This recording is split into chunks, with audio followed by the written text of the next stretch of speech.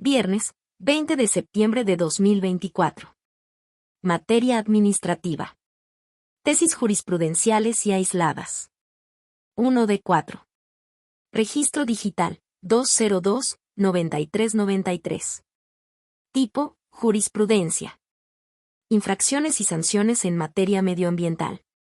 Las previstas en la Ley General del Equilibrio Ecológico y la Protección al Ambiente y en la Ley General para la Prevención y Gestión Integral de los Residuos en materia ambiental, respetan el principio de legalidad en su vertiente de taxatividad.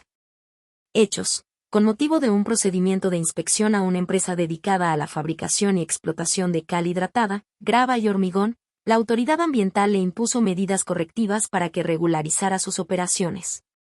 Ante el incumplimiento de lo dictado por la autoridad, ésta le impuso una multa, revocó parcialmente su licencia de funcionamiento y ordenó la clausura total temporal hasta en tanto cumpliera con las medidas correctivas para regularizar sus operaciones.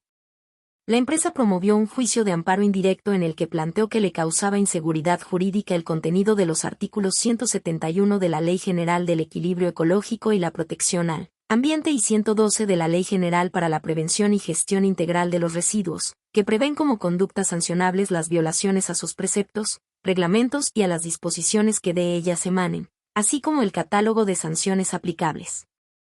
La empresa alegó que las normas carecían de la precisión suficiente para conocer las conductas sancionables y las sanciones aplicables. El juzgado de distrito negó el amparo, ante lo cual, la empresa interpuso un recurso de revisión que un tribunal colegiado remitió a esta Suprema Corte para resolver el problema de constitucionalidad. Criterio jurídico. Las normas contenidas en la Ley General del Equilibrio Ecológico y la Protección al Ambiente y en la Ley General para la Prevención y Gestión Integral de los Residuos, que señalan las sanciones aplicables a las violaciones a sus preceptos y reglamentos, así como a las disposiciones que de ellas emanen, respetan el principio de legalidad en su vertiente de taxatividad modulado a la materia administrativa, pues permiten a sus destinatarios saber cuáles son las conductas sancionables y la razón por la cual establecen los parámetros para que la autoridad aplique las sanciones correspondientes. Justificación. El principio de legalidad en su vertiente de exacta aplicación de la ley o taxatividad en materia penal es aplicable, de manera modulada, al derecho administrativo sancionador. A diferencia de la materia penal, en la que se exige un estándar alto de precisión de las conductas sancionables y sus consecuencias, en la materia administrativa el parámetro aplicable es laxo, sin llegar al extremo de permitir tipos sancionables en blanco. En ese sentido, los artículos 171 de la Ley General del Equilibrio Ecológico y la Protección al Ambiente, y 112 de la Ley General para la Prevención y Gestión Integral de los Residuos, que prevén como conductas sancionables las violaciones a sus preceptos y reglamentos, así como a las disposiciones que de ellas emanen, examinados frente al principio de legalidad en su vertiente de taxatividad, modulado para la materia administrativa, se advierte que mediante la remisión que realizan a las propias leyes y a sus normas es posible conocer a los destinatarios, las obligaciones que deben acatar y las sanciones que les son atribuibles como consecuencia punitiva de su desacato. Además, los artículos en cuestión no propician la arbitrariedad en la actuación de la autoridad, ya que la propia legislación prevé las sanciones que pueden imponerse con base en parámetros y elementos objetivos que guían su actuación al disponer la valoración de los hechos y circunstancias de cada caso. De igual forma, señalan los supuestos en que procede imponer como sanciones, la clausura temporal o definitiva, parcial o total, la suspensión, revocación o cancelación de concesiones, permisos, licencias o autorizaciones o las multas fijadas entre el mínimo y el máximo previstos. Adicionalmente, establecen como criterios para fijar la gravedad de la infracción, las condiciones económicas de la persona infractora, el carácter intencional o negligente de la acción u omisión constitutiva de la infracción y el beneficio obtenido, así como los casos de reincidencia y el de atenuante de la conducta sancionada. Por lo anterior, el contenido de las normas referidas no vulnera el principio de legalidad en su vertiente de taxatividad de las sanciones aplicables de manera modulada a la materia administrativa. Primera Sala. 2 de 4. Registro digital, 202-9384. Tipo, jurisprudencia. Derecho al mínimo vital. Su cumplimiento por el legislador al diseñar un ordenamiento tributario. Hechos. Con motivo de la entrada en vigor del decreto publicado en el Diario Oficial de la Federación el 12 de noviembre de 2021, por el que se reforman, adicionan y derogan diversas disposiciones, entre otras, el artículo 27, fracción X, de la Ley del Impuesto sobre la Renta, que establece los requisitos para que sea procedente la deducción por asistencia técnica, transferencia de tecnología o regalías. Una persona moral promovió amparo en su contra. El juzgado de distrito sobreseyó en el juicio al estimar que la disposición no era autoaplicativa. El Tribunal Colegiado de Circuito levantó el sobreseimiento al estimar que la norma sí tenía esa naturaleza y reservó jurisdicción a la Suprema Corte de Justicia de la Nación. Criterio jurídico. La segunda sala de la Suprema Corte de Justicia de la Nación determina que conforme a lo señalado por el Tribunal Pleno en la tesis aislada p. agosto de 2013, novena, el legislador, al diseñar el objeto de las contribuciones e identificar la capacidad idónea para contribuir, debe respetar un umbral libre o aminorado de tributación, según sea el caso, correspondiente a los recursos necesarios para la subsistencia de las personas, en el cual está vedado ejercer sus facultades por no estar legitimada constitucionalmente la imposición de gravámenes sobre ese mínimo indispensable.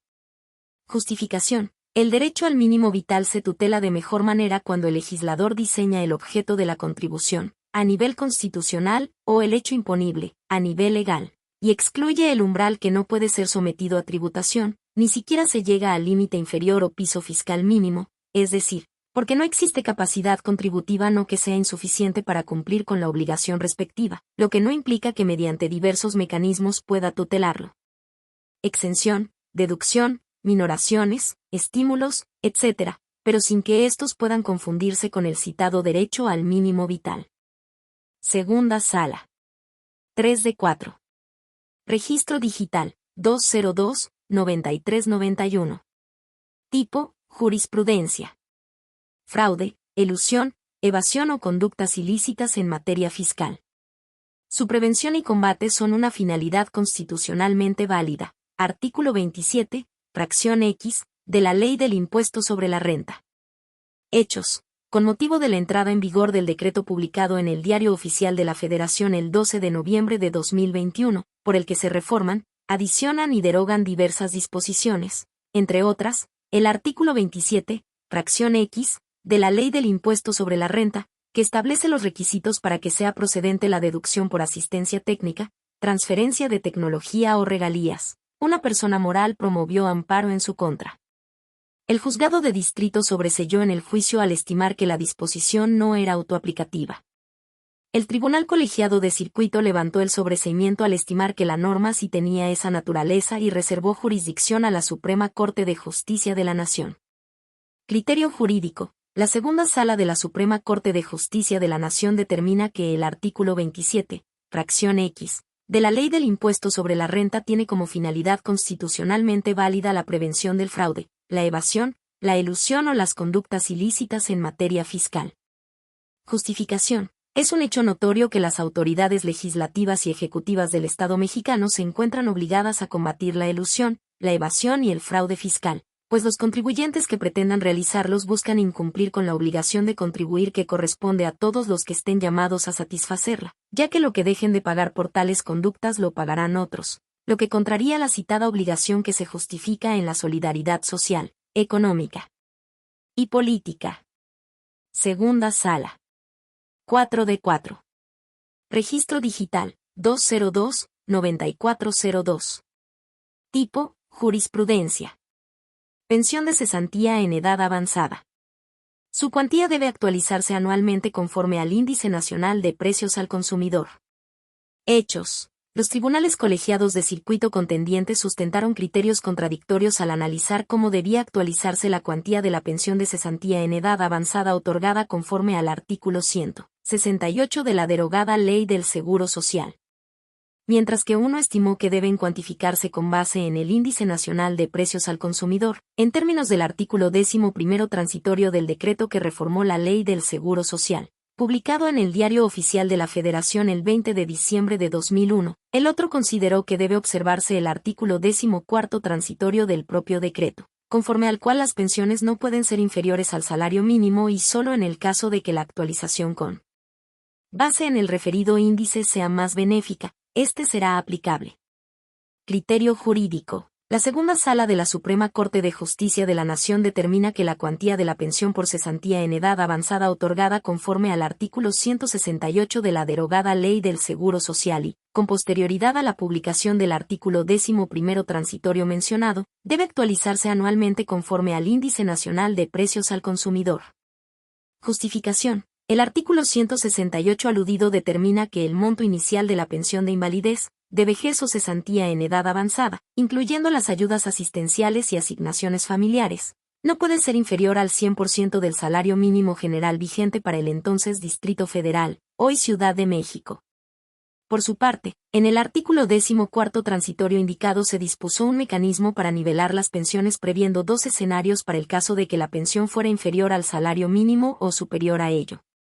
Una vez nivelada la pensión, conforme al artículo 11º transitorio referido, la cuantía de las pensiones otorgadas al amparo de la derogada Ley del Seguro Social debe actualizarse anualmente conforme al Índice Nacional de Precios al Consumidor. Esto obedeció a la intención del legislador de homologar el parámetro de actualización de las pensiones otorgadas tanto por la ley derogada como por la vigente, con motivo de la desventaja que implicaba el que las pensiones otorgadas al amparo de la ley vigente hasta el 30 de junio de 1997 tuvieran como parámetro de incremento el salario mínimo general, para el Distrito Federal. El Índice Nacional de Precios al Consumidor es el instrumento estadístico por medio del cual se mide el fenómeno económico que se conoce como inflación, que consiste en el crecimiento continuo y generalizado de los precios de los bienes y servicios que se expenden en una economía.